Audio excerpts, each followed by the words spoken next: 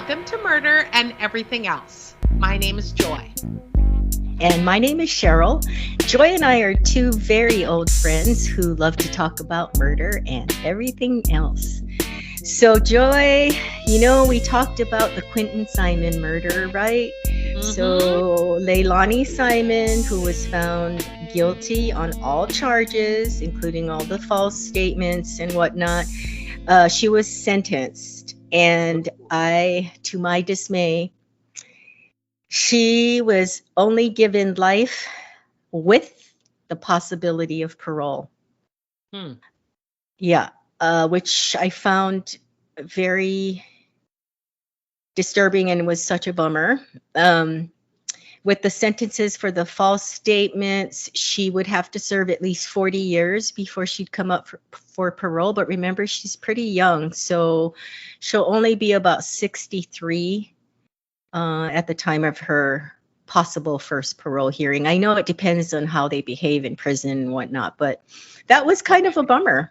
I have to tell you, it was kind of a bummer that she was given life with the possibility of parole. And I like when judges, like I said, I've watched a lot of trials. You all know that, which means I've watched a lot of sentences and victim impact statements and whatnot. And oftentimes the judge will explain how he or she came to that sentence. Mm-hmm. And I would have loved to have heard the judge explain why it was with the possibility of parole. I feel like the possible factor was that it was not proven how Leilani killed Quentin. I don't know, but or that she killed it. You know what I mean? We don't really know what happened before she throws him in the dumpster. But the jury, I have a problem with this because the jury found her guilty of malice murder and felony murder. So to me, the judge needs to go with that. And I'm putting words in her mouth and her brain. I'm just saying that maybe that's why she gave her the possibility of parole. I don't know, but she was given life with the possibility of parole. Just wanted to let everybody know that, since we did an episode on her sweet little boy. One of the things I do know is karma is a bitch. And sometimes when she comes for you, you cannot get out of the way. So, who knows? Let's just say that, she's going to a place that's not exactly picnics and roses. So, especially for child killers. Exactly. So who knows? I mean, I gotta tell you, I guess it'd be better to be a deadbeat mom than someone who, inflicts pain and heart, and death on a child. But I don't know. I just never thought I'd ever say that. So, right.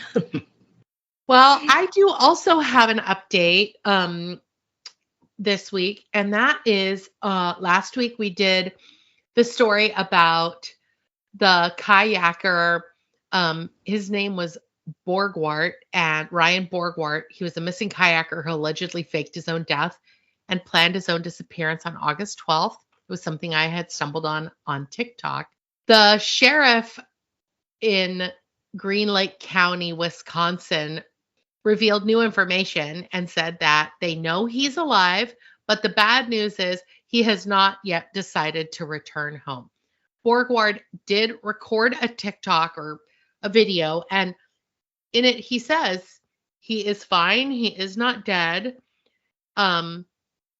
but he did stage his own death. And unfortunately, one of the things that he did say is he didn't expect for them to go more than 2 weeks searching for him. So he hasn't gone home yet, but he is apparently living in Uzbekistan, and apparently he has a girl there that he's involved with now. So, if I hear anything else, I'll let you guys know. And also, I know, crazy. And also, for those of you who are wondering about my gas from last week, I'm sure everybody's wondering. I ended up getting sick. So maybe the gas was warning me that I was going to get sick. Although it was an ear infection, so I'm not really sure how the gas How would have that's connected. how my butt would be connected to my ear. But I'm on the mend. I ended up having to take antibiotic because I had an ear infection. Oh, Um, well, I'm sorry about that. yeah, so you can, if you notice, my voice is a little bit, there's a little congestion left. But I'm The gas should be gone, though. the The gas gas should be is gone. totally gone. I know. It was bad, guys. It was bad. So anyway, I'm going to be doing a little coughing. I'm going to try not to, but. Okay, it's all And right. then the last update that I have is that we have added an 18th country to our list of countries. And Cheryl, the country is Hong Kong. Yay, that's so exciting. What? No way. So excited. 18 countries. Holy fuckballs. Holy cow. Wow. I would really love one of these people to write into us. I know. Say anything. Say anything. Say hello in Well, your native tongue. I What? have an exciting update when we get to letters from our listeners, but before I jump the gun, I want to hear your updates.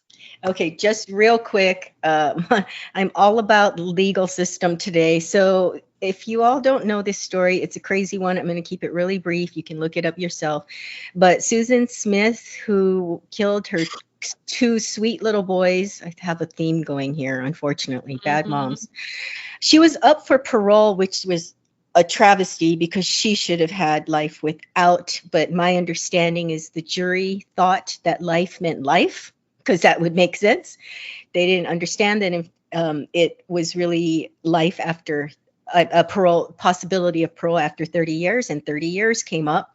Thankfully, her parole request was denied. But what's really sad is that the victim's family, so the father, her ex-husband, the father of the two boys, and all the extended family, every 2 years they're going to have to go through this, and 2 years goes by fast. And I feel so horrible for them that every 2 years they're going to have to come forward and speak against letting her out, because she really should not be let out. If you guys don't know the story, she rolled her two children into a lake in the car, strapped in their car seats, reported that a black man had carjacked her. And so it was just a horrible thing she did all the way around. Imagine the men that were questioned and might have been suspects. I think the law enforcement knew right away her story was bullshit. Thankfully, they didn't drag an innocent man down. But yeah, so she was denied, if anybody is interested in that story. Wow. Well, rolling on to shout outs. I have a shout out this week for my bathtub. And for those of you who've been sick or who will be sick this flu and cough and cold and COVID season, you will also appreciate this because I spent so much time in the bathtub in the last week. Every single night I took a bath. Making bubbles?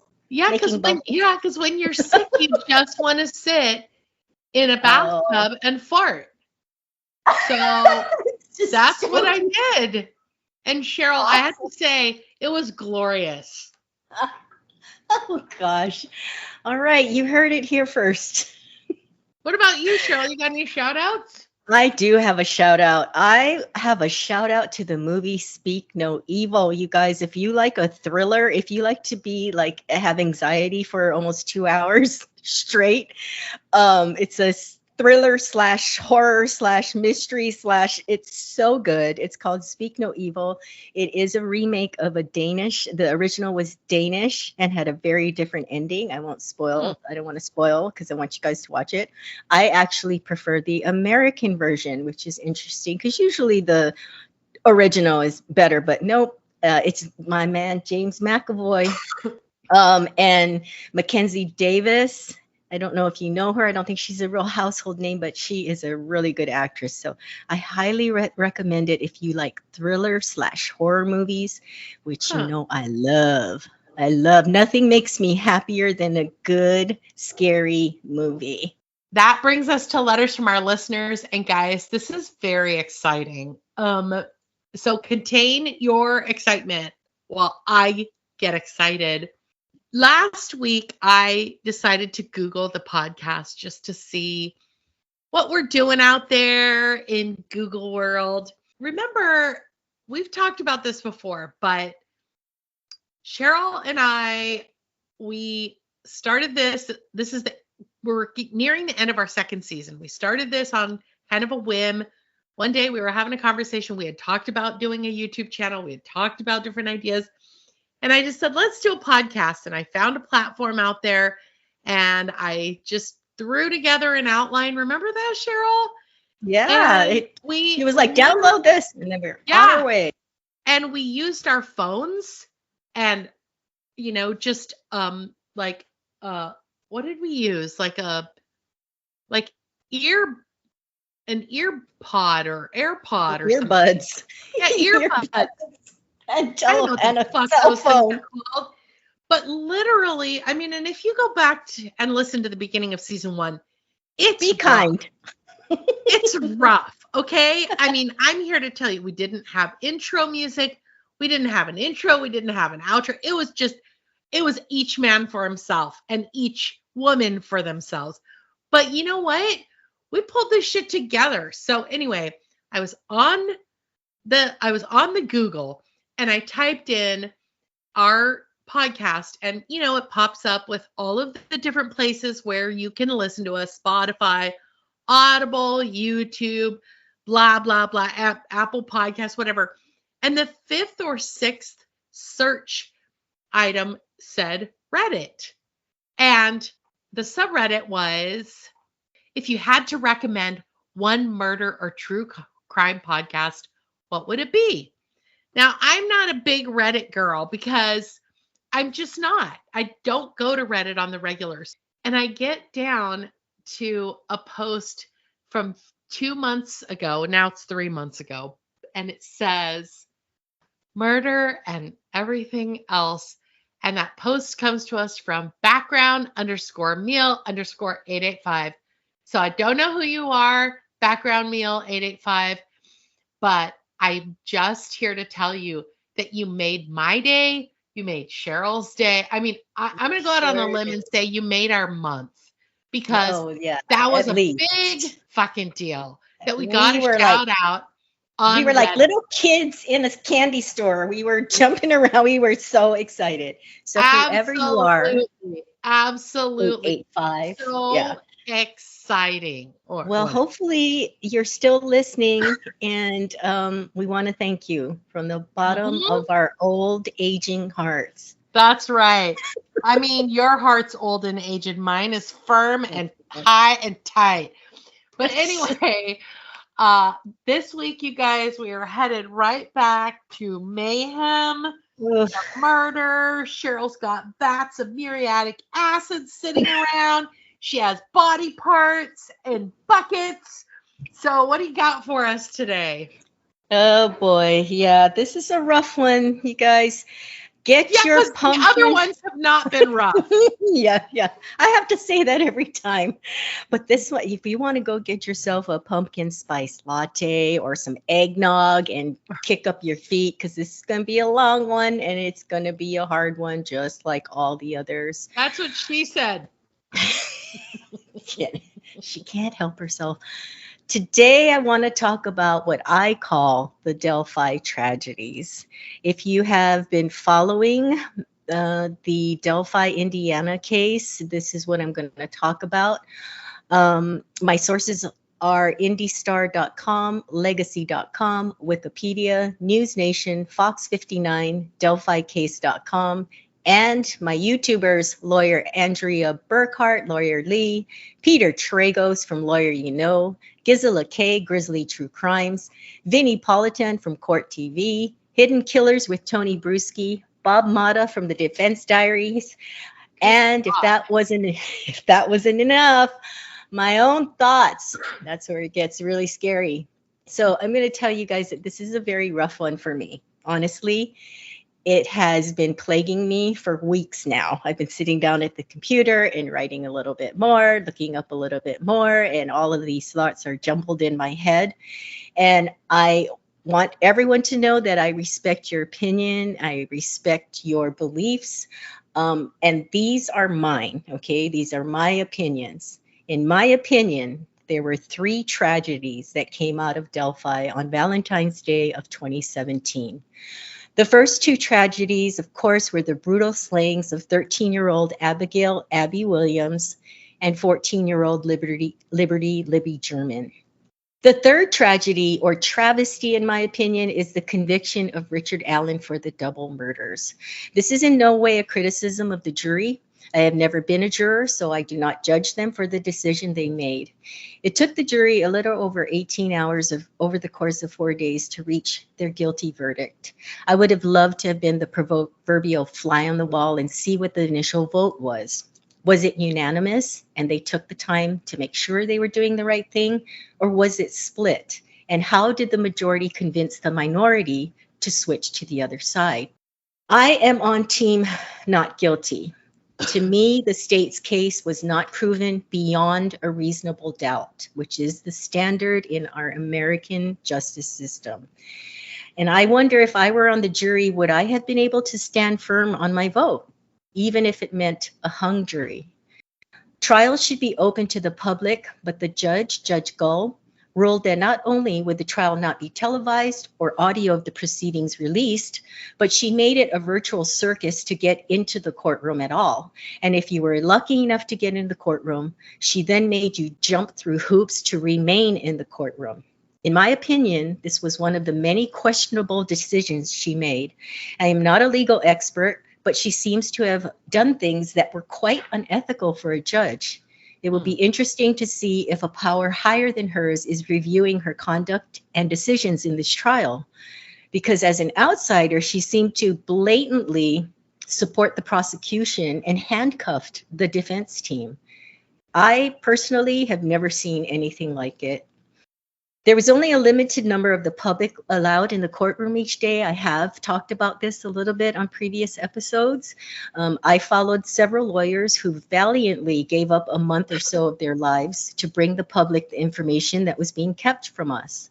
Initially, they had to resort to lining up outside the courthouse at ungodly hours, then sleeping on the courthouse steps as the line started to begin earlier and earlier, and then having to spend an entire day trying to stay awake after the lack of sleep and handwriting everything that went on in the trial. Everything. I wrote a greeting card. I've mentioned this before, and I'm not trying to make a joke, but I had literally written one greeting card, and my handwriting goes to crap, and my hand hurts. They are literally writing everything that goes on in the trial. Electronic devices were not allowed in the courtroom. So spectators who can usually type their notes into the laptops had to handwrite everything. Why do you think she did that? Because that's why, to me, in my opinion, guys, very shady. Very shady. That's why I was so incensed about the outcome of the trial. I'm just curious, did you think about looking at any other cases to see if this was a common practice that she would use in her courtroom, or did you think about that, or I did? Because judges have precedent, and so Yep.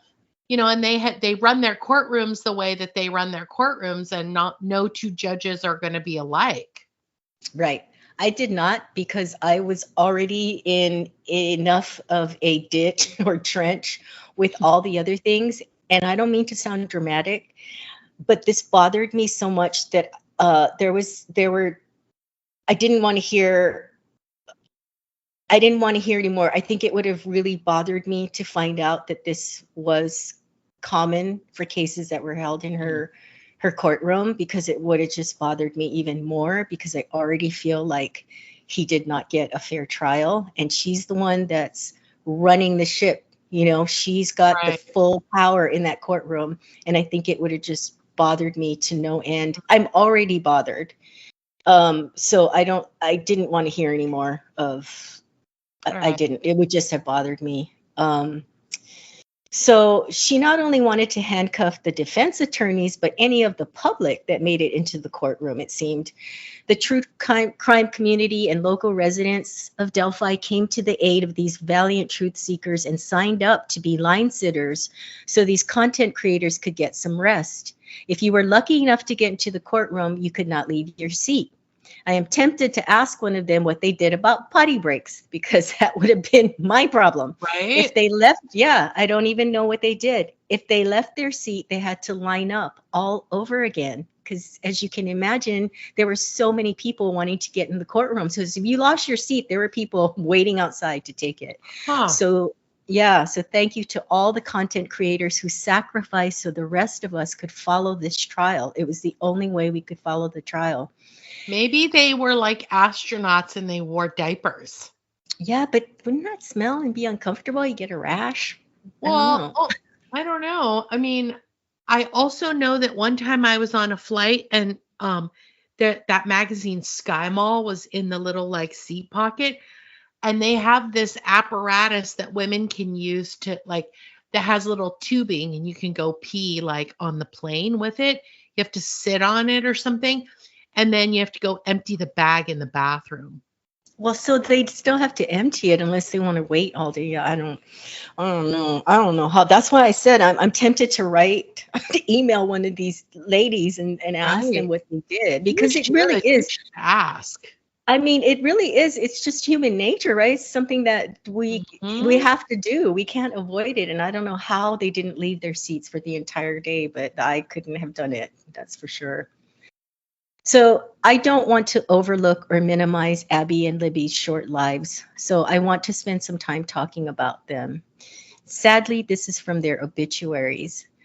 Abigail Abby Williams was born on June 23rd, 2003. She was an eighth grader at Delphi Community Middle School, where she played saxophone in the school band and was on the volleyball team. She had attended several area churches with her family. She enjoyed reading, loved to camp and swim, and loved being outdoors. She liked riding ATVs with her family on camping trips to Michigan. She loved all animals, especially her cat Bongo. She enjoyed photography and art, drawing and creating little masterpieces that decorated her mother's home. She and her good friend Libby were excited and looking forward to planning their next 4 years of school together. Liberty Libby German was born on December 27, 2002.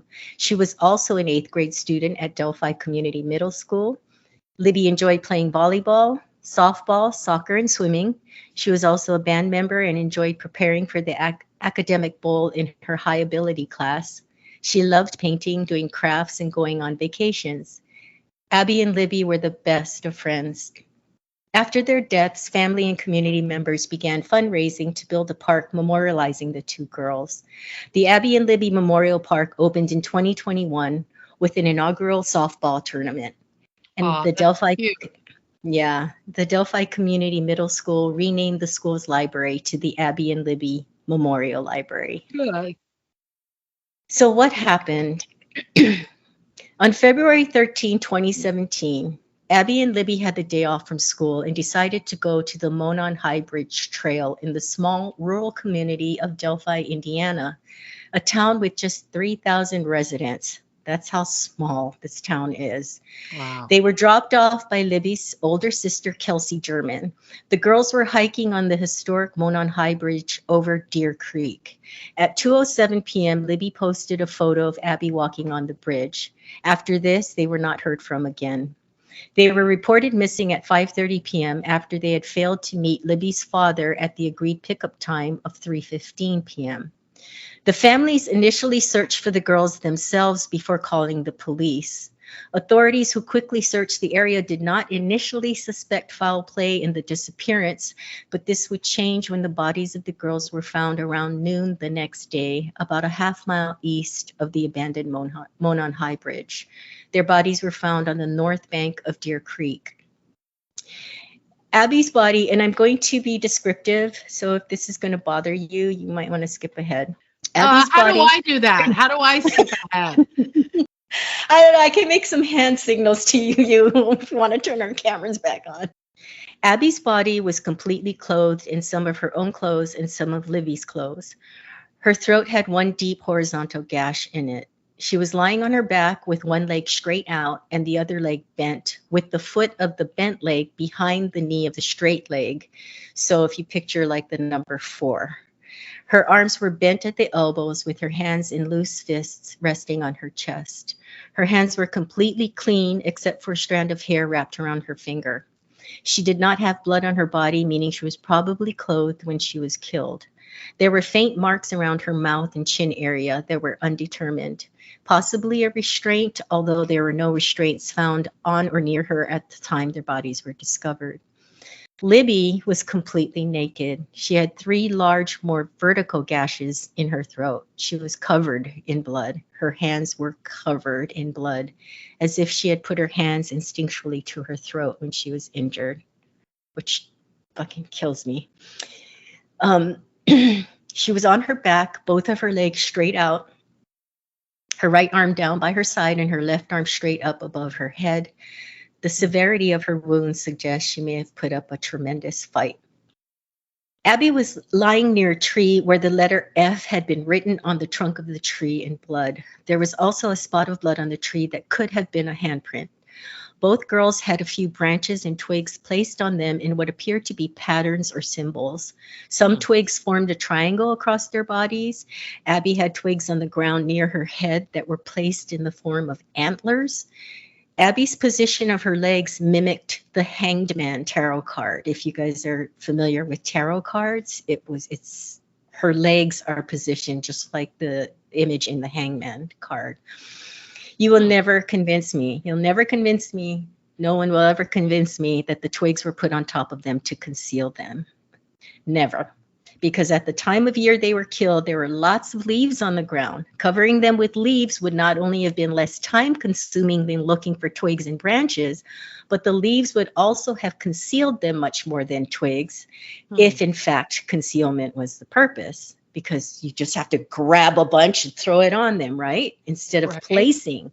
If you see, I know you don't want to see, thank God there are no crime scene photos out for the public to see, but there are drawings.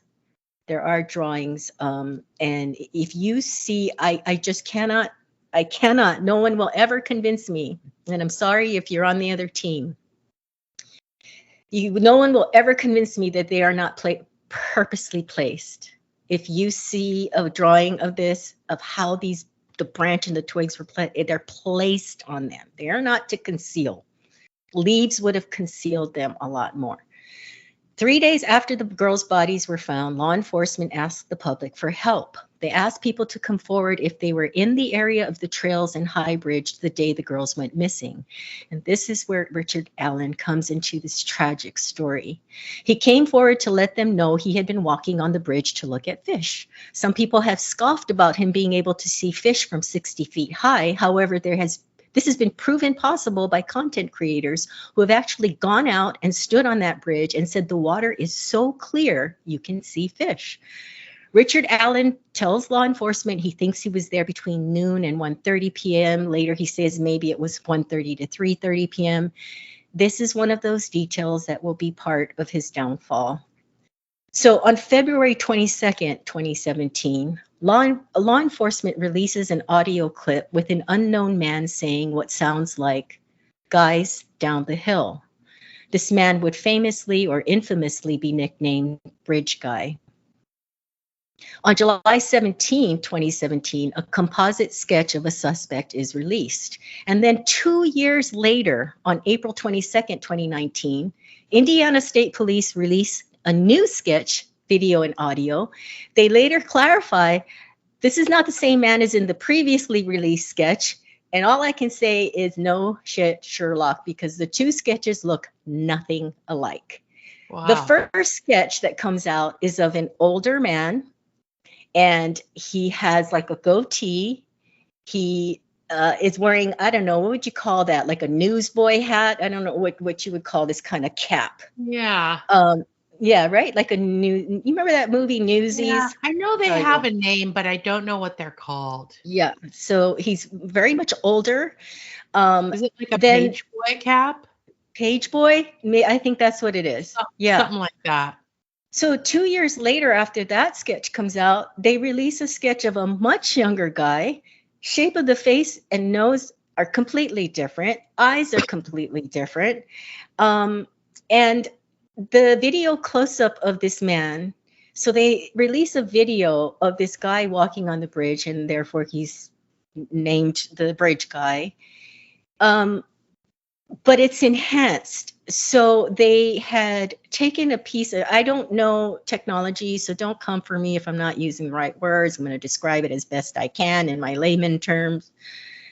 But it's glitchy because Libby had the presence of mind to start recording.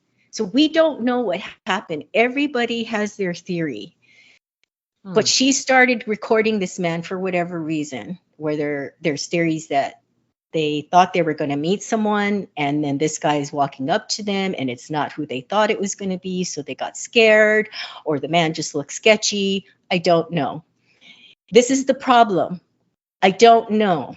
I've never seen a case where you have not proven it to me. It's not concrete, not enough to send a man to prison for the rest of his life. But she had the foresight and the wherewithal to start videoing. But of course, she's not going to stand there with her phone out and be, totally conspicuous. So she had to do it, kind of like on the sly. So law enforcement takes this piece of the video and they just keep replaying it. So it's cut. So it's kind of glitchy. So you can't, you go and look for it yourself. It's all over the internet. The voice of saying guys down the hill, that was enhanced too. So all I have to say is if you have to enhance, I'm just not sure. I'm just not sure. This is the whole problem. To me, it sounds kind of created by AI. The other thing is, in the video he's very far away from them. There's a guy walking, you can see on the bridge. And let me tell you, you have to look this bridge up. They have since rebuilt it and secured it. And it's like paved all the way and there's rails on the side. At the time of these murders, it was a rickety old train track that was no longer used for that. And I don't know why they didn't block it off, but it was like a death trap. This thing is 60 feet high. There's planks missing. The ones that are there look like they're about to, they're termite eaten or something, and no rails. There's no rails because it was for the train. Of course, they didn't need any rails, but they didn't block it off. So people would walk it. And I'm surprised people didn't. Right. I can't believe people didn't fall off to their deaths. But so in the video, this guy is far away, and then all of a sudden he's on them. And I don't know what the jury got to see. So, but all I know is from what they've released to the public, and this is why, Judge Gull, it's so important that you don't hide stuff from the public. We should be able to have seen all of this too. But my understanding is it's enhanced, and all of a sudden he's close, and you hear guys down the hill. In my opinion, in the trial, they never proved that person in the video was the one that says guys down the hill. But I'm not going to spend much more time on that. So 5 years later. Is it, let me just stop you right there. Does he say guys, pause, down the hill? Or does he say yes, guys down the hill? No, it's guys, pause, down the hill. And it's like he's ordering them down the hill. Right. But I've also read, and please write in, correct me if I'm wrong, but I heard that it was down the hill first. And they enhanced, if you want to call it that. I call it editing, so that it was then guys down the hill. So let me just tell you that to me, there's just too much sketch in this whole thing. So 5 years later, in October of 2022, Richard Allen is arrested and charged with the murders of Abby and Libby after a volunteer file clerk found a lost and mislabeled file connected to Richard Allen. She was, it's just too much to go into her story. She was a volunteer that they asked to do like just some simple things, and then she was so efficient. They brought her on to do more and more, and then pretty soon she had her own desk, and she asked for some file cabinets, and she was integral to like putting all these pieces of evidence and interviews in a organized manner. And they gave her this desk, and in the desk she finds this file connected to Richard Allen, and it's mislabeled as Richard Allen White House or White. It's the name of the street he lives on. I'm sorry, I can't remember it right now. Anyway, so they're like, oh, look at this guy who we haven't had a cause to look at for 5 years. So anyway, the probable cause affidavit released a month later for his arrest warrant revealed that an ejected shell found near the bodies was tied to a gun in his home. It's an ejected shell. It's not a bullet. It's not it hasn't been shot. It's not a bullet fragment, right. Okay? It's just an ejected shell found near the bodies. They say it was tied to a gun in his home. He was placed in a state prison in solitary confinement for his safety. Okay, so he's arrested and placed, just listen to this, he's arrested and placed in a state prison in solitary confinement for his safety. But evidence would later show that he was tortured and not treated like any other quote unquote inmate, because keep in mind, he is innocent at that point. He had not been convicted yet. And that prison is for convicted felons. It's for convicted, right, for inmates. He's not an inmate yet, but he had been sent to solitary confinement in a prison, not jail. They usually go to jail while you await your trial. So November 22nd of 2022, Richard was granted a bail hearing, and a prosecutor said in court that Richard may not be the sole suspect. For a very long time, law enforcement believed more than one person committed this crime. Last year on September 18, 2023, Richard Allen's attorneys released a memorandum including a theory that Odinists killed Abby and Libby. This is when the information about the branches and the twigs first come out. As I mentioned earlier, both girls had sticks and tree branches arranged on their bodies, mimicking specific runes, R-U-N-E-S, symbols deeply tied to Odinism. And as I mentioned earlier, there was an F on the tree near Abby. This symbol resembles the F rune, often signifying Odin. What is Odinism? Odinism, or Asatru, is a religious sect that attempts to revive ancient Norse religious beliefs and practices of pre-Christian Europe. Asatru is not in itself a racist religion, though some white supremacists consider themselves Asatruists. You guys will have to look it up because we could take an entire episode to talk about this. I gave you the just a snapshot because I don't have time to get into it. So January, now we're into this year, January 12th of 2024. Richard's new defense team asked the state to transfer him to a new prison after he claimed mistreatment at the Wabash Valley Correctional Facility. The new attorneys claimed the mistreatment impacted their ability to represent him in court. On February 8th of 2024, Judge Gull denied the motion, asking for Richard to be moved from Wabash Valley Correctional Facility. But finally, in August of 2024, Richard is moved to Cass County Jail in Logansport for the rest of his pretrial detainment, but not after spending 13 months in a maximum security prison in solitary confinement. God, 13 months? Yeah. God, that would make me crack up. Oh, no, I wouldn't be able to last a month, a week. God. You know, they do stuff I might be able to last a week, but I don't know about 13 months. God, that just seems like torture. But exactly. Opening statements in Richard Allen's trial starts on October 18, 2024. On November 11, 2024, jurors found Richard Allen guilty of all counts, and he will be sentenced on December 20th of 2024. Now, this is a huge deal. In the trial, the judge didn't allow the defense team to bring in third-party culprits or other suspects. According to lawyers that I follow, this is unheard of. It seems Richard Allen was not allowed to put on a defense, which is unconstitutional. Their third-party evidence may have provided reasonable doubt. This will be a big factor in an appeal. I just want to jump in here really quickly and just say that I find it so interesting that his name is Richard Allen. You know that the polyclass murderer's name was Richard Allen Davis? Oh, I didn't even link that together. Yeah, Wow. and I find it so if Richard Allen Davis is still alive, I believe he's serving life without the possibility of parole in San Quentin.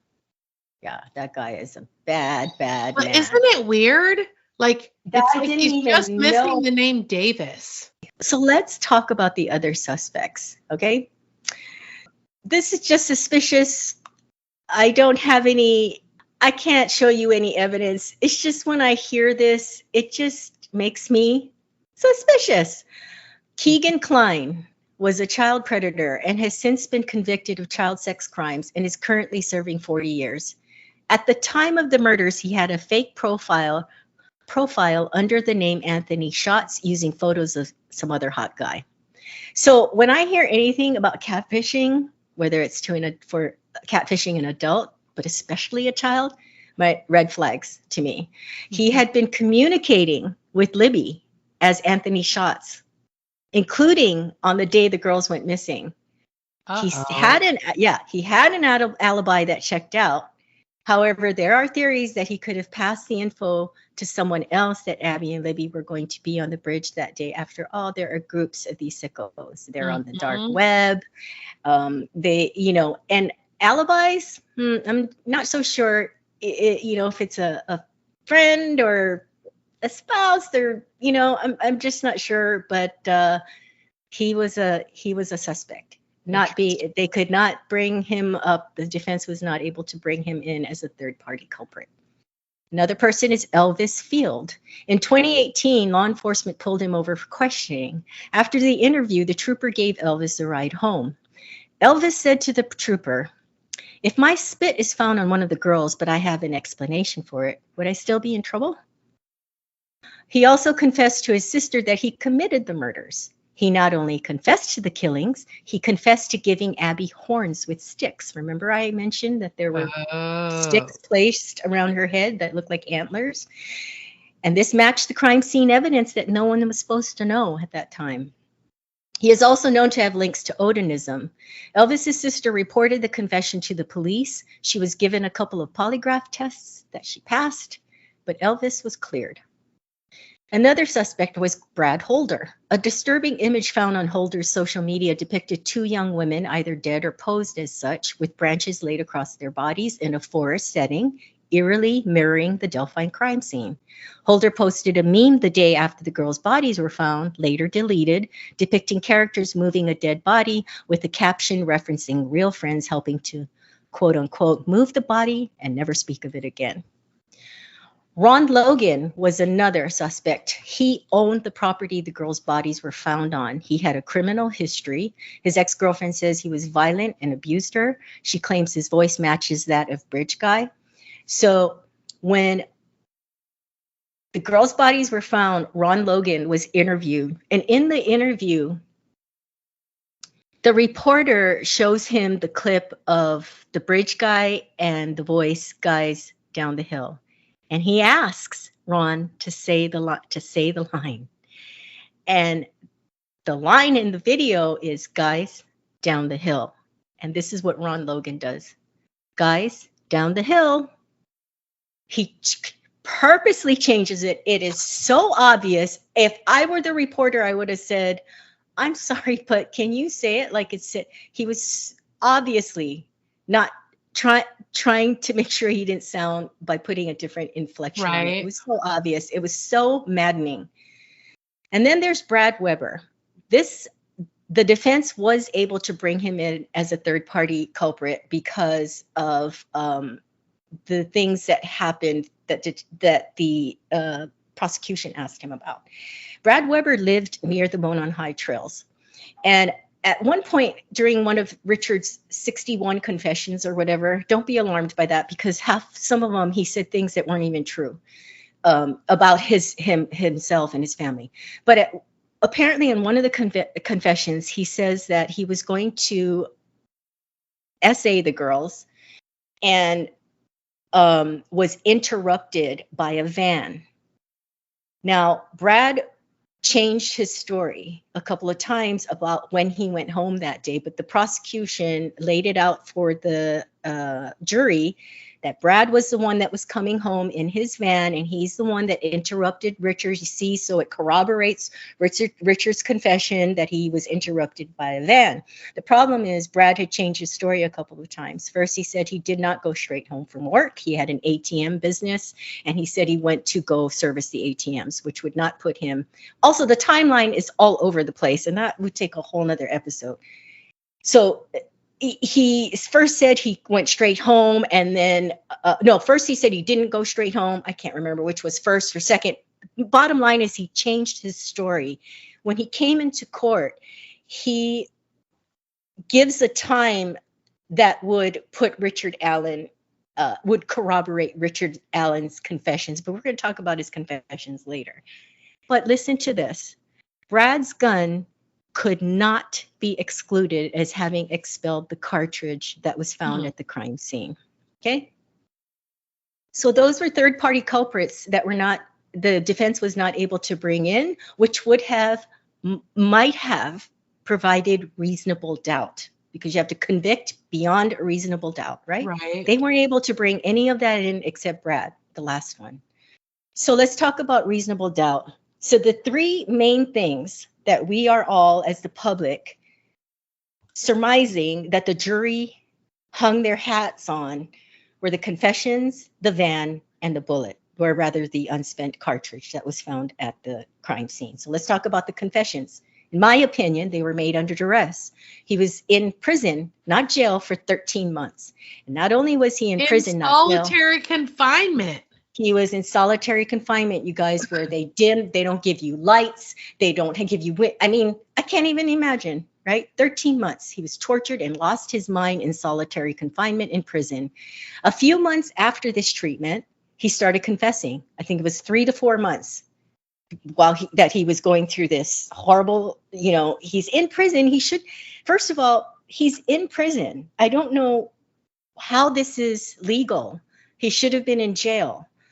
So he's in prison, and a few months after this treatment, he starts confessing. That's when he first starts confessing. He confessed to killing his wife and mother. They're still alive. He confessed to killing his grandchildren, of which he has none. He has no grandchildren. So you have to question, right, his state of mind. If he's confessing to killing people he doesn't even have, that are not even real, right? Wouldn't you? And then it seems like he would be, they would say, well, he can't stand trial because of insanity. I mean, you hear about that stuff. Remember the Doomsday Murders? Remember?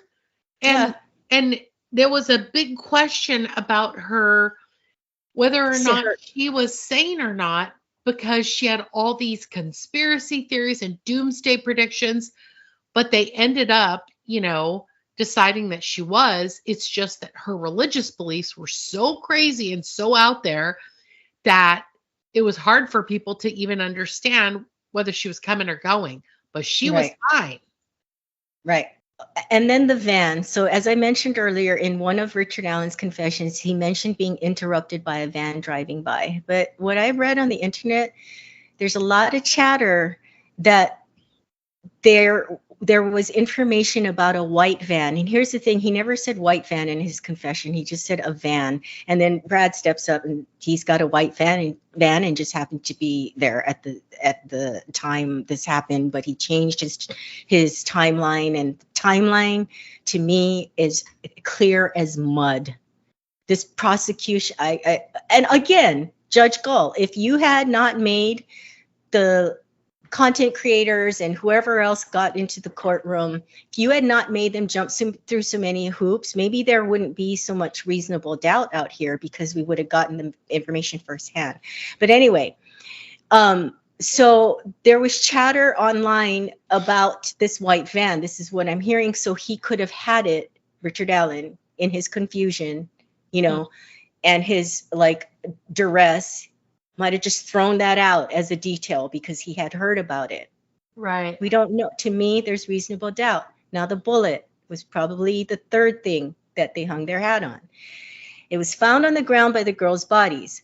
Get this. So, forensics, there's a forensics expert on the stand, but her testing was inconclusive. But yet they're saying, no, that this came from Richard Allen's gun. But when, oh, the other thing in this trial, you guys, is that the jury was able to ask questions, which I like. They're able to write on a piece of paper questions for the witness. They hand it to the bailiff or whatever, and he takes it to the judge, and he or she looks over it. Well, in this case, she looks over it and sees if it's admissible. Like they can ask that question, and so this expert says that. So I'm going to try to explain this. I don't know about guns and whatnot, but remember, it's an unspent cartridge, so it would Right. fall out of the gun. It would be ejected from the gun if you racked the gun. It's not hasn't been fired. The gun has not been fired. When this forensic analyst tried to test just ejecting it by racking it, she could not conclusively say that it matched an ejected cartridge from Richard Allen's gun. So what did she do? She fired it. And then the lines, there's like striations on the cartridge. Then she could see the lines better, and she said it matched Richard Allen's gun. But the jury even asked, they were like, when you fire a gun versus racking the gun, is there different pressure put on it? And of course there is. That's why she could see it better after she fired it versus just ejecting it. How fair is that?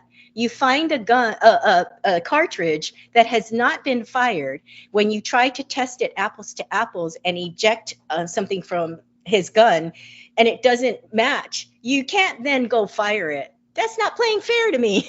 Right. It's not fair. You're not testing it the way that you found it. I was floored by this. Also, remember Brad Weber's gun, the guy with the van that changed his time, that lived near the area, could not be excluded. His gun could not be excluded. Also, I want to bring out this is a hunting area. So lots of in the Oh, area. Okay. interesting. The state's theory is Abby and Libby were killed on the afternoon of February 13, 2017. However, they did not prove this. The medical examiner could not provide a time of death. The jury and the world would only know that they were killed sometime between approximately 2:32 p.m. on February 13 and when their bodies were found on February 14 around noon. Abby didn't have any blood on her hands. They were clean except for a hair wrapped around a finger that turned out to be Kelsey's, Liberty's sister. The explanation was that the sweatshirt Abby had on was Kelsey's. But there was also an unknown hair found at the crime scene that the prosecution's forensic analyst, she just decided she was going to save it for another time when they had better technology. I'm going to repeat Huh. that. The forensic analyst decided to save a hair from the crime scene of the trial that's going on right now. I'm going to save it till it's better technology, because there have been cases that are solved decades later because they have the Right. technology to test some Oh, DNA. So interesting. it's not tested.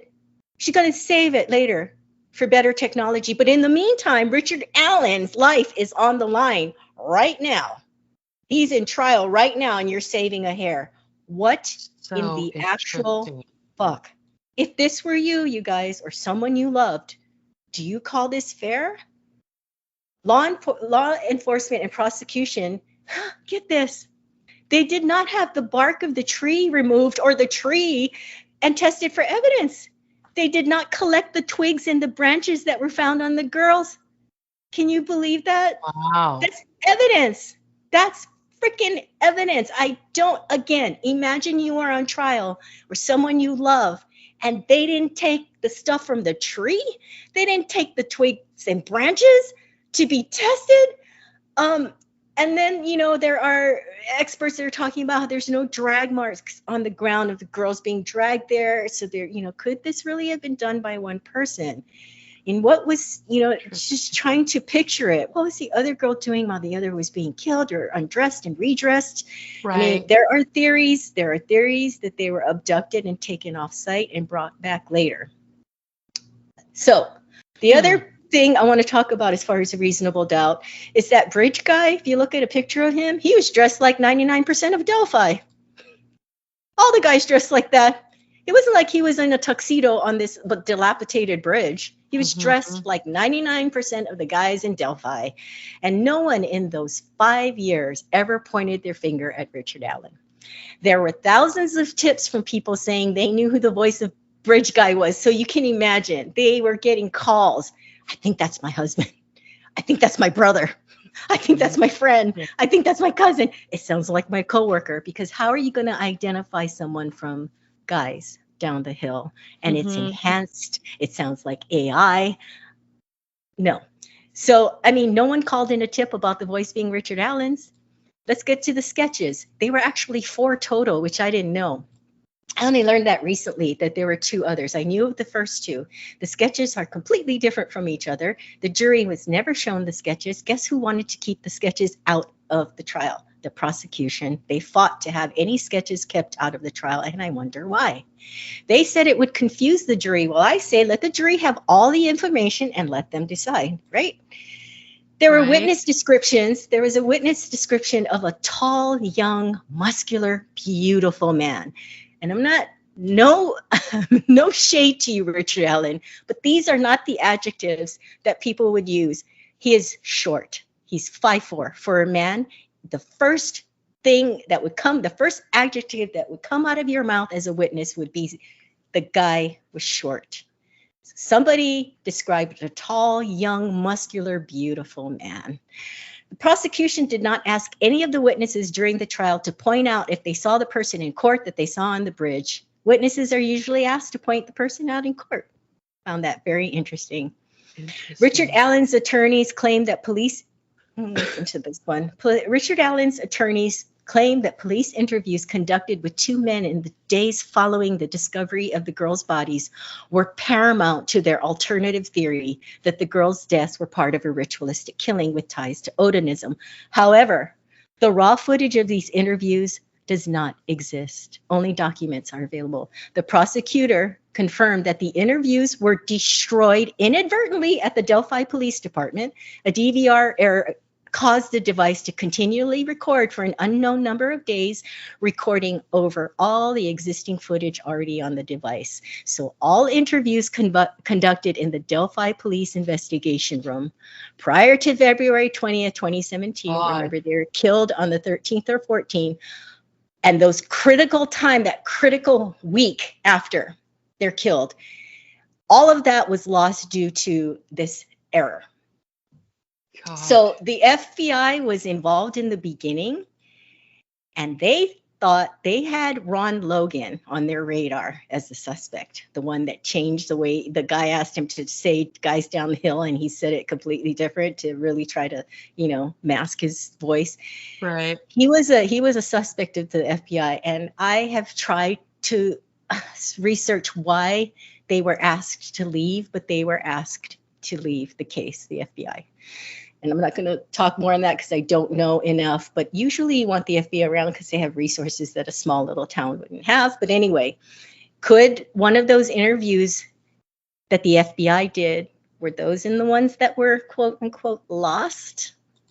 I don't know about Odinism, but to say anything cult related is crazy in my opinion, because I get shades of the Slender Man stabbing and murder that happened on May 31st, 2014, where 2 12-year-old girls lured their friend Peyton Lutner into a wooded area of a local park and stabbed her 19 times to appease the fictional character Slender Man.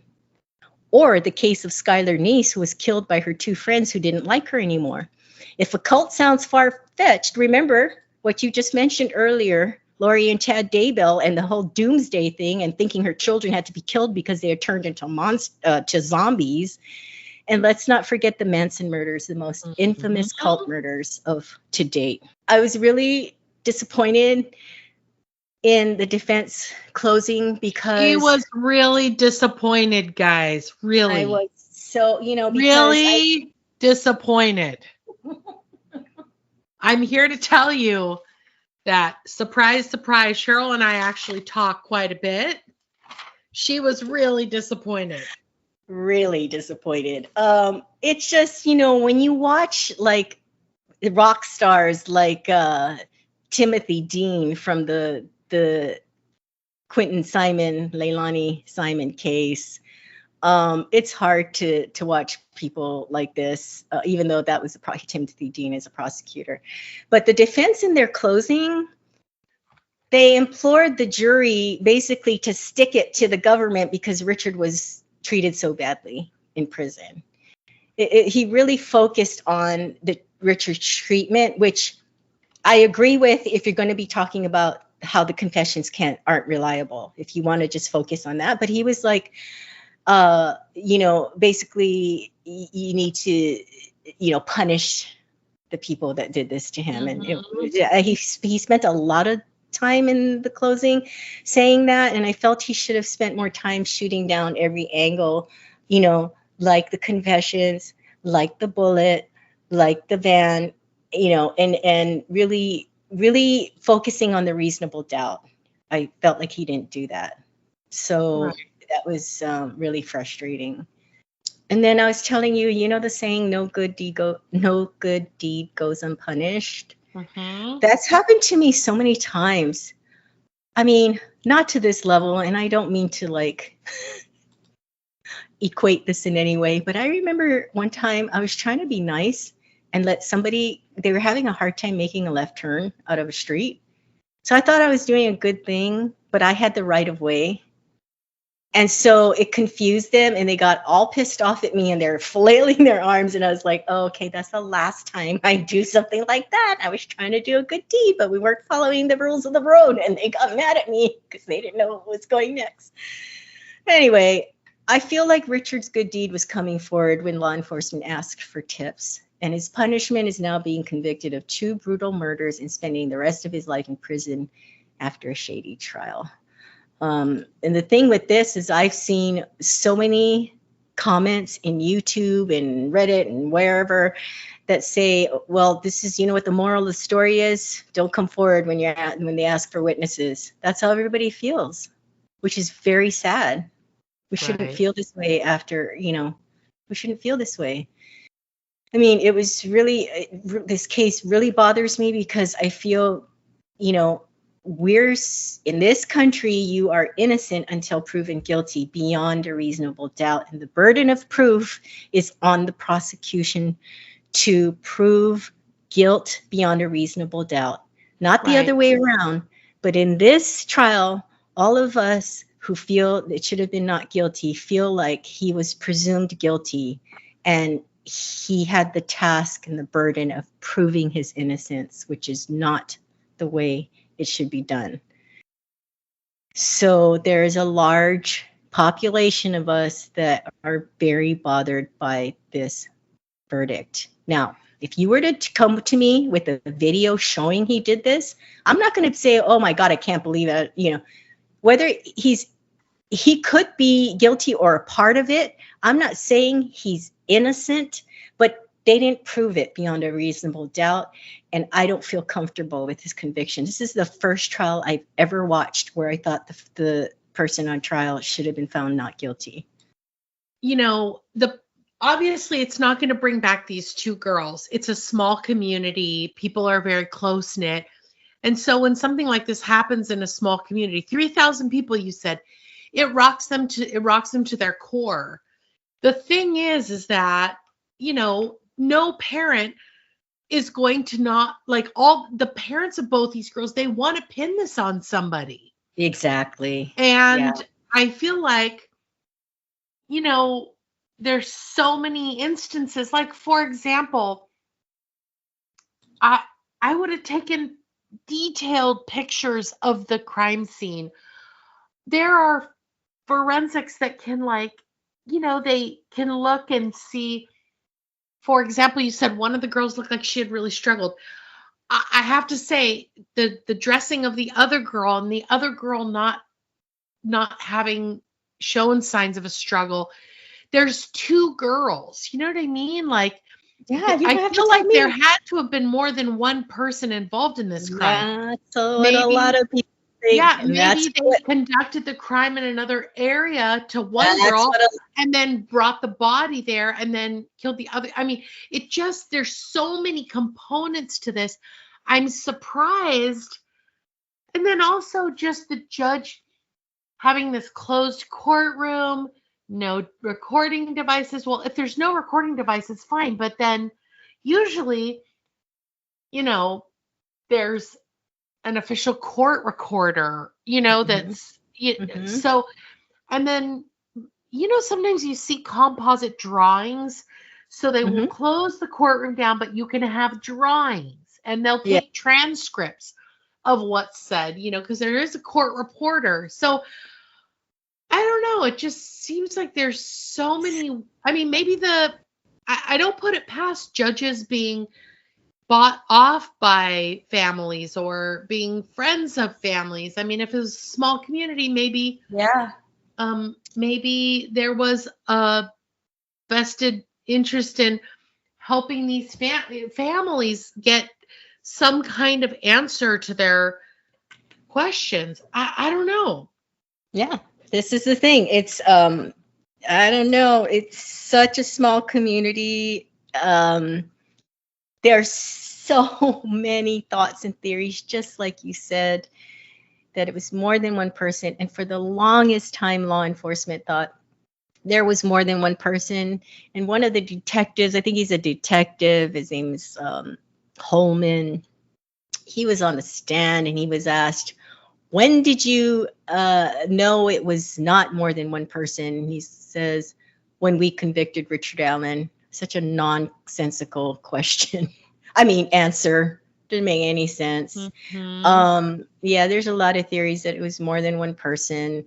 I don't know how you subdue one person. I don't know. I know that the girls wouldn't have left each other from what I've heard, there's just so many different theories and rumors that Abby was going to meet a boy and Libby didn't want her to go by herself. And that I'm saying this is what I've heard. There's a lot that Richard may have been involved and may have kind of corralled them, like came up from behind them, but there was somebody waiting down the hill to take them off the site. Was more than one.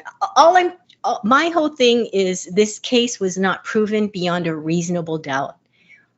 I do not feel comfortable that this man, who is going possibly spend the rest of he will spend the rest of his life in prison.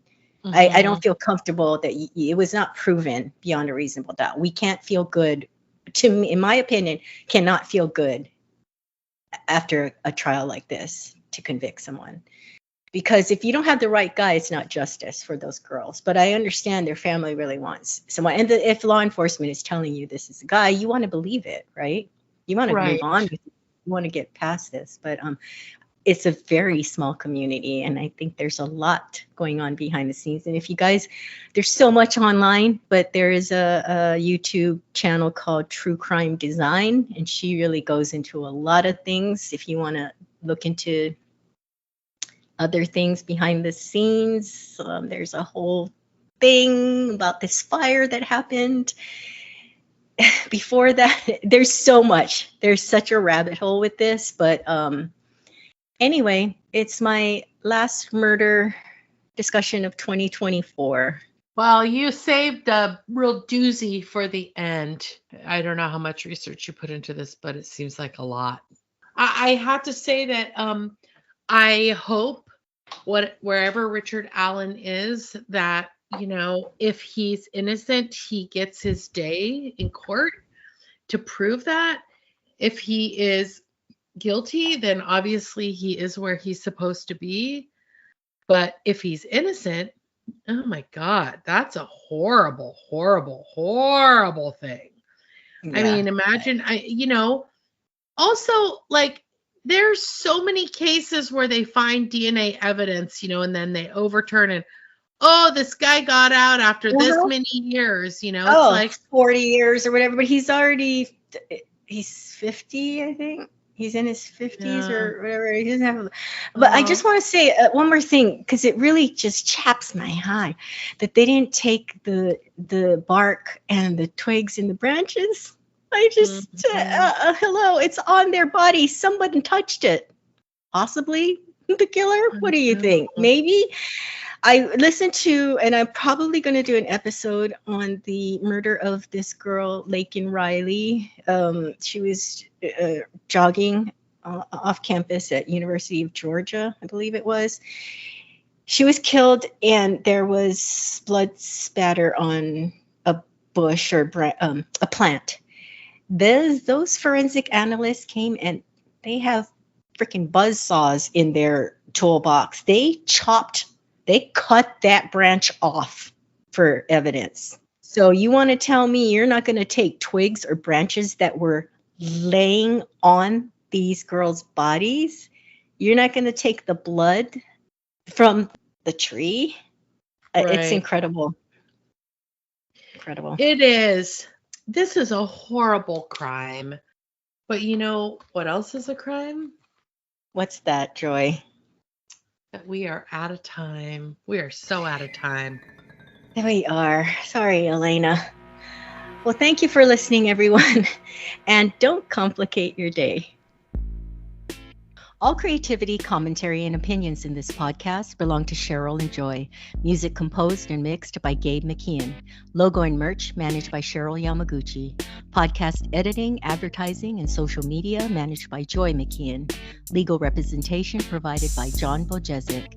Please like, subscribe, follow, and listen. You can listen to us on Spotify, Apple Podcast, Audible.com, Amazon Music, YouTube, and iHeartRadio. And remember, you can find us on Instagram and TikTok, or you can email us at murderandeverythingelse@gmail.com. Bye, fishes.